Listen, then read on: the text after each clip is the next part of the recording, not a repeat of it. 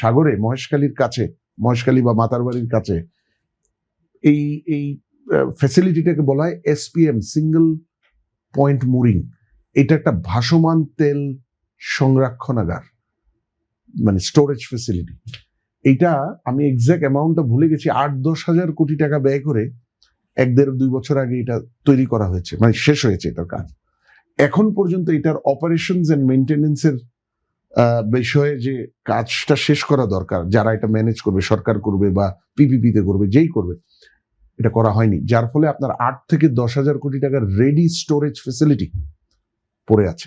আচ্ছা, আরেকটা মানে এখানে যে বলা হচ্ছে যে আসলে বাইরে থেকে তেল আনলেও এনে রাখার জায়গা নেই, এটা আসলে ভুল। কিছু হলে আছে, কিন্তু বাইরে থেকে ক্রুড অয়েল এনে সেটাকে রিফাইন করার কোনো ক্যাপাসিটি নেই, এডিশনাল কোনো ক্যাপাসিটি নেই। কারণ আপনি কিছুদিন আগে সরকার বা রাষ্ট্রের অনেক গুরুত্বপূর্ণ ব্যক্তির 2-1 জন এটা বলেছেন, ইস্টার্ন রিফাইনারি, যেটা অনলি তেল শোধনাগার, আমাদের রিফাইনারি, পদ্মা সেতু, মেট্রো রেল এবং এলিভেটেড এক্সপ্রেসওয়ে নির্মাণের গর্বিত অংশীদার বসুন্ধরা সিমেন্ট।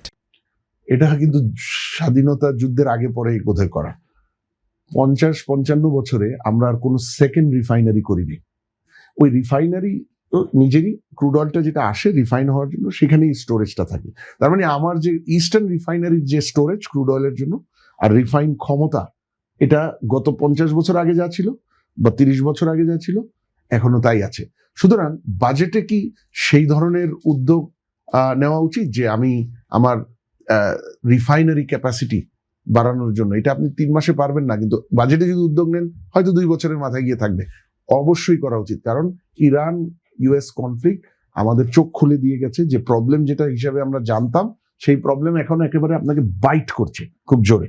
সুতরাং আপনাকে এই ধরনের প্রকল্পে যেতে হবে। দ্বিতীয়, এটা তো হচ্ছে একটু 1-2 বছর পরে বেনিফিট পাবেন, কিন্তু লাগবে।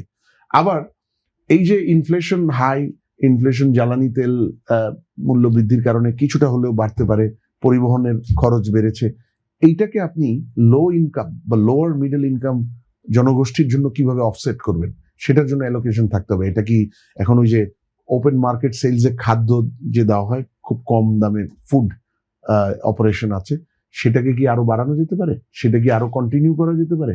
এরকম চিন্তা করতে হবে। পরিবহনের ক্ষেত্রে পরিবহন মালিকরা যাতে ভাড়া না বাড়ায় খুব বেশি, বা পরিবহনের একটা বড় অংশ হলো শ্রমিকের একটা বড় অর্গানাইজড অংশ হলো আমাদের রেডিমেড গার্মেন্টস বা ইন্ডাস্ট্রিয়াল জোন যেগুলো আছে, এগুলা 3-4-5টা জায়গাতেই সীমাবদ্ধ। গাজীপুরে, সাভারে, আশুলিয়াতে, নারায়ণগঞ্জে, চিটাগাংয়ে।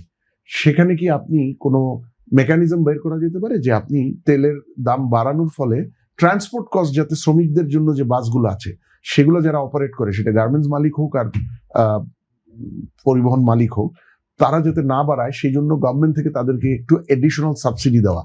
এখন সাবসিডি নর্মালি আমাদের কমানো উচিত, কিন্তু এরকম জায়গায় সাবসিডি না দিয়ে পারা যাবে না। সেইখানে আপনি ব্যয় বাড়ান, দ্যাটস ফাইন, কিন্তু যেটার অত্যাবশ্যকীয় না এই মুহূর্তে, ইদার শর্ট টার্মে অথবা মিডিয়াম টার্মে, সেই জায়গায় ব্যয়টা বাড়ানো উচিত না। আরো বড় বিষয় হলো অপারেটিং বাজেট, বেতন ভাতা। সেখানে যেমন আপনারা জানেন, ইন্টারিম গভর্নমেন্ট যাওয়ার আগে ব্যুরোক্রেটদের বেতন বাড়ানোর একটা 1,08,000 কোটি টাকা লাগবে এডিশনাল প্রস্তাব করে গেছে। ভাগ্য ভালো এখনো এটা হয়নি। নর্মালি ব্যুরোক্রেটদের বেতন আমি সাপোর্ট করি, বাড়াতে হবে, কারণ অন্যান্য দেশে প্রাইভেট সেক্টর এবং পাবলিক সেক্টরের যে ডিফারেন্স থাকে, তার তুলনায় বাংলাদেশে পাবলিক সেক্টর ডিফারেন্সটা অনেক বেশি, মানে পাবলিক সেক্টর কম পায়। আপনি যদি তাদেরকে প্রাইভেট সেক্টরের সমান, কখনোই পাবলিক সেক্টরের বেতন হয় না, কিন্তু একটা নেসেসারি বা ফেয়ার স্যালারি লেভেল তো হতে হবে।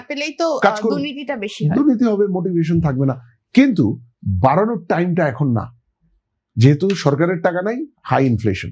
সুতরাং সেই জায়গায় আমরা আশা করবো যে অপারেটিং বাজেট এই মুহূর্তেই যাতে বাড়ানো না হয়।